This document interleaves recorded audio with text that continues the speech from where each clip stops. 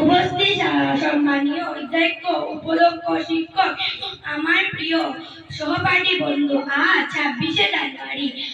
আজ আমরা আমাদের দেশের ৭৭তম প্রজাতন্ত্র দিবস উদযাপন করার জন্য একত্রিত হয়েছি।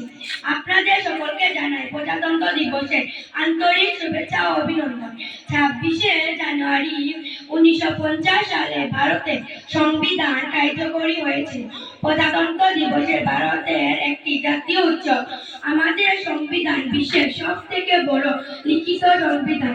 ডক্টর ভীমরাও আম্বেদকর আমাদের সংবিধানের জন্য এই দিনে ভারত একটি গণতান্ত্রিক রাষ্ট্রীয় রূপে পরিচিত হয়। এই বিশেষ দিনে সারা ভারতকে কুচকাওয়াজ, পতাকা উত্তোলন, বর্ণাঢ্য অনুষ্ঠান আয়োজন করা হয়। আমি আমার দেশকে ভালোবাসি এবং আমি একজন ভারতীয় হিসেবে গঠিত। জয় হিন্দ, জয় ভারত।